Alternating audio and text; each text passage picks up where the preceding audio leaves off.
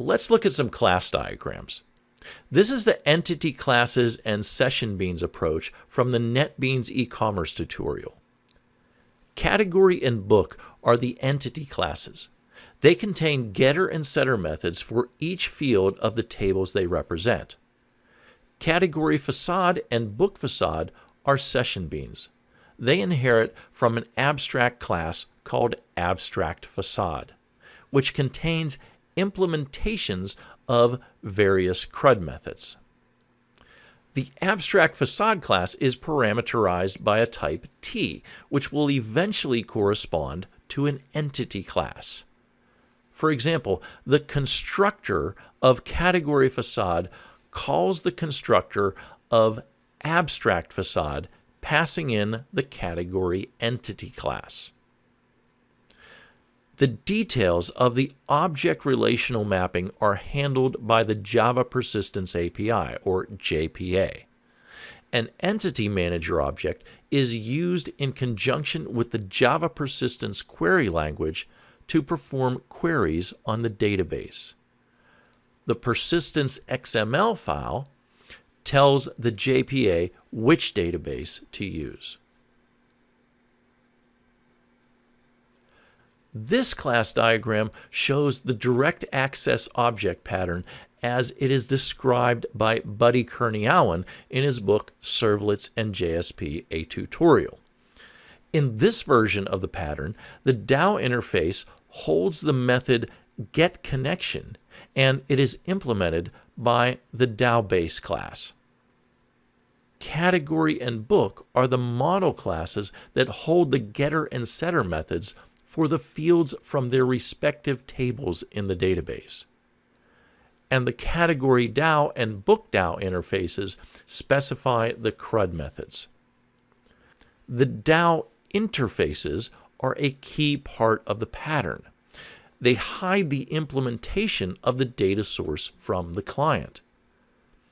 This simplifies coding for the client and allows developers to migrate from one data source to another without having to change client code. Let's go over some of those benefits I just mentioned. First, the pattern hides implementation details from the client, which is always a good thing. It means that clients can use a data source without having to worry about which data source they're using. A consequence of this is that it makes it much easier for an application to migrate from one data source to another, because the client code does not need to change. Only the DAO implementations will have to change. In addition, it's easier for clients to write code that accesses data, because the DAOs manage the data access. Implementation-related code, like SQL queries, are contained in the DAO implementations. Finally, the DAO access layer isolates the rest of the application from the data access implementation. That makes it a distinct layer with a well-defined purpose in a layered architecture. In this last slide, let's look at the specifics of the DAO pattern as it will be used in our Bookstore project. First, let's look at the model classes, category and book. Each model class contains a constructor that takes all of the fields from a table it represents, including the primary key. The model classes also contain getter methods for the fields, but no setter methods. Remember, this means that our model objects are immutable, which is a good thing. In the DAO classes, we're going to try to add methods only if we think there's a good chance that we will need them.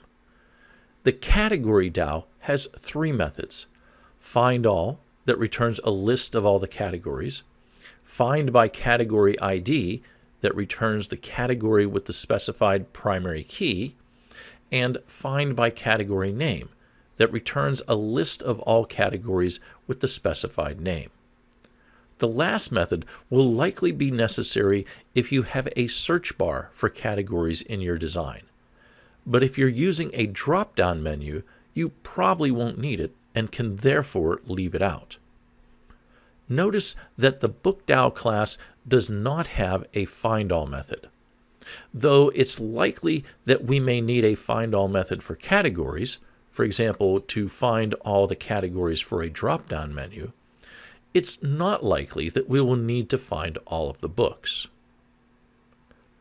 One thing that is different in this DAO pattern from Kurniawan's DAO pattern is that we are placing the getConnection method in a utility class instead of at the top of the DAO hierarchy.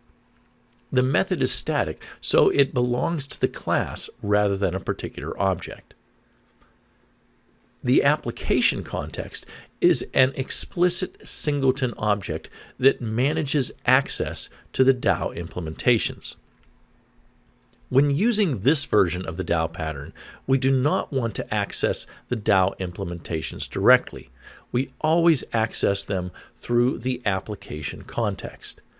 If we adhere to this discipline, we can effectively treat the DAO implementations as singleton objects. And that's it for this video on accessing the database with Java objects. I'll see you in the next video.